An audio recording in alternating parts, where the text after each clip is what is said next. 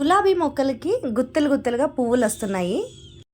మరి గులాబీ మొక్కల్ని ఎలా పెంచుకోవాలి, కటింగ్ ఎలా చేసుకోవాలి, అలాగే గులాబీ పువ్వులకి ఫర్టిలైజర్ ఏమేమి ఇవ్వాలి అనే దాని గురించి అయితే మనం చూడబోతున్నామండి.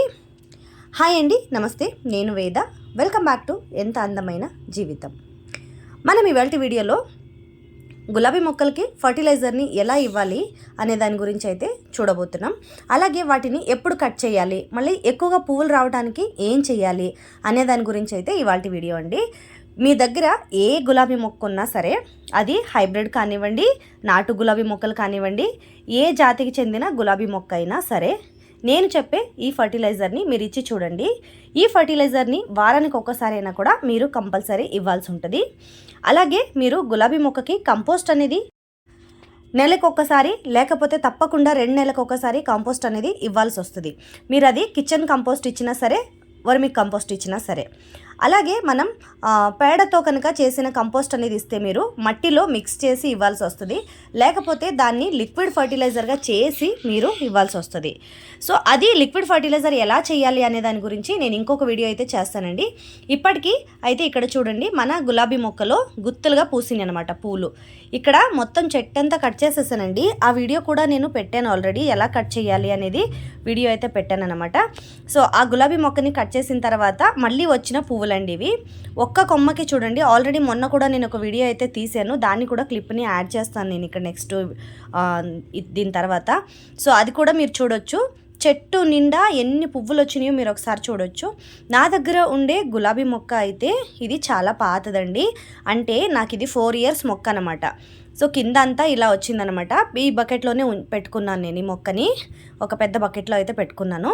గులాబీ మొక్కకి మీరు అయినంత వరకు, కుదిరినంత వరకు పెద్ద సైజు కుండీ అయితే పెట్టుకోవాలండి.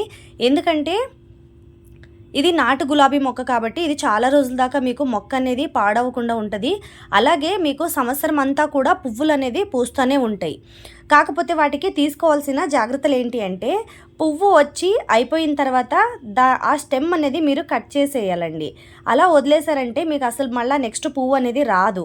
మీరు పువ్వు అయిపోయిన తర్వాత ఆ పువ్వు చివరి నుండే ఒక స్టెమ్ ఏదైతే ఉంటుందో ఆ స్టెమ్ని దగ్గరగా కట్ చేసేయాలి.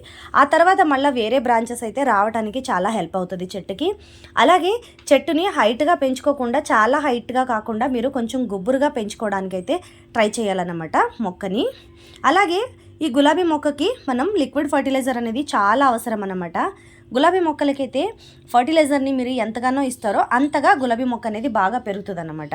అంటే గులాబీ మొక్కల్లో ఆకులు ఎక్కువగా ఉంచకండి, కొత్త చిగురులు ఏవైతే వస్తాయో వాటిని మాత్రమే ఉంచండి.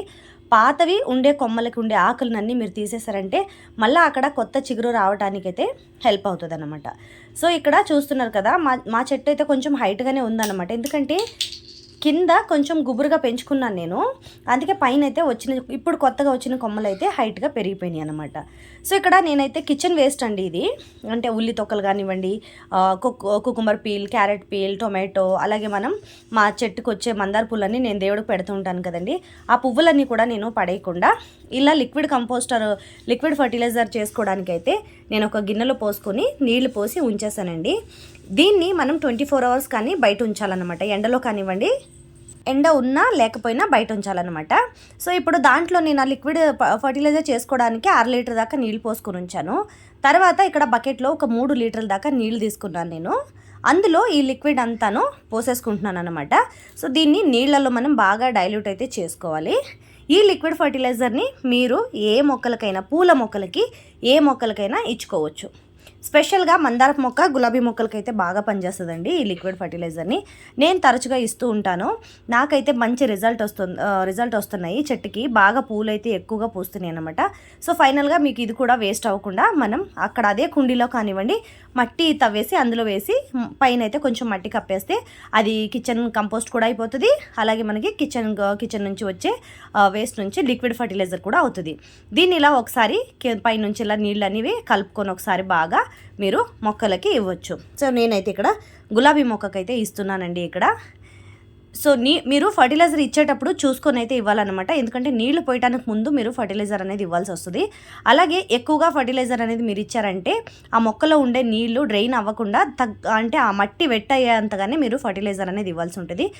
ఏ రోజైతే మీరు ఫర్టిలైజర్ ఇస్తారో ఆ రోజంతా నీళ్ళు ఇవ్వకండి చెట్టుకి. మరుసటి రోజైతే నీళ్లు పోస్తే చాలా మంచిదన్నమాట. కంపోస్ట్ ఇచ్చిన వెంటనే కనుక మీరు నీళ్లు పోసారంటే చెట్టుకి ఆ నీళ్ళన్నీ డ్రైన్ అయిపోతాయి కదా. సో అందులో ఉండే కంపోస్ట్ ఒక గుణం అంతా వెళ్ళిపోద్దండి, మట్టిలోంచి కిందకి డ్రైన్ అయిపోతుంది. సో అందుకే మీరు ఆ కంపోస్ట్ ఇచ్చిన రోజు మొక్కలకి నీళ్లు వేయటం అయితే ఆపేయండి. మరుసటి రోజు ఉదయాన్నే కూడా మీరు ఇవ్వచ్చు. అలాగే కంపోస్ట్ ఇచ్చేటప్పుడు మీరు ఉదయం కానీ సాయంత్రం కానీ చూసుకొని మొక్కలకి కంపోస్ట్ అనేది ఇవ్వండి.